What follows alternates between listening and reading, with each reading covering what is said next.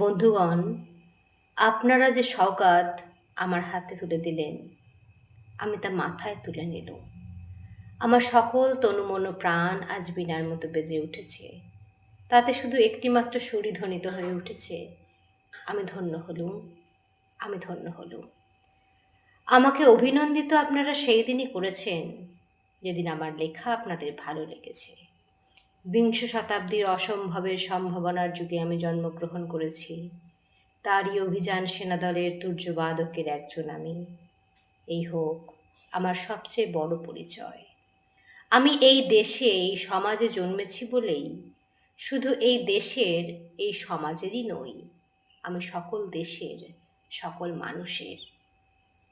কবি চায় না দান, কবি চায় অঞ্জলি, কবি চায় প্রীতি। কবিতা আর দেবতা সুন্দরের প্রকাশ। সুন্দরকে স্বীকার করতে হয়, যা সুন্দর তাই দিয়েই। কিন্তু তবু বলছি, আমি শুধু সুন্দরের হাতে বীণা, পায়ে পদ্মফুলি দেখিনি, তার চোখে চোখ ভরা জলও দেখেছি। শ্মশানের পথে, গোরস্থানের পথে তাকে ব্যথিত পায়ে চলে যেতে দেখেছি। যুদ্ধভূমিতে তাকে দেখেছি, কারাগারের অন্ধকূপে তাকে দেখেছি, ফাঁসির মঞ্চে তাকে দেখেছি। আমাকে বিদ্রোহী বলে খামোকা লোকের মনে ভয় ধরিয়ে দিয়েছেন কেউ কেউ। এই নিরীহ জাতটাকে আঁচড়ে কামড়ে তেড়ে নিয়ে বেড়াবার ইচ্ছা আমার কোনোদিনই নেই।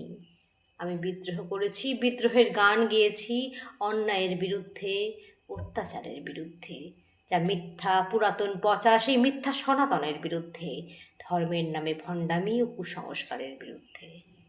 কেউ বলেন আমার বাণী জবন, কেউ বলেন কাফের। আমি বলি ও দুটোর কোনোটাই নয়। আমি শুধু হিন্দু মুসলমানকে এক জায়গায় এনে হ্যান্ডশেক করাবার চেষ্টা করেছি, গালাগালিকে গলাগলিতে পরিণত করবার চেষ্টা করেছি। সে হাতে হাত মেলানো যদি হাতাহাতির চেয়ে অশোভন হয়ে থাকে, তাহলে ওরা আপনি আলাদা হয়ে যাবে।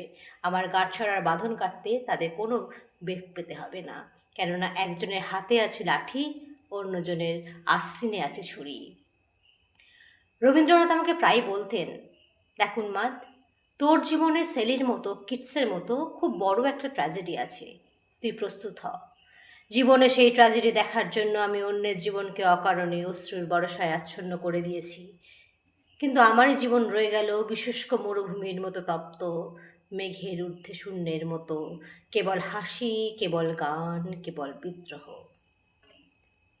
আমার বেশ মনে পড়ছে আমার জীবনের এক মহা অনুভূতির কথা। আমার ছেলে মারা গেছে। আমার মন যখন তীব্র পুত্রশোকে আকুল হয়ে উঠেছে, ঠিক সেই দিনই, সেই সময়ে আমার বাড়িতে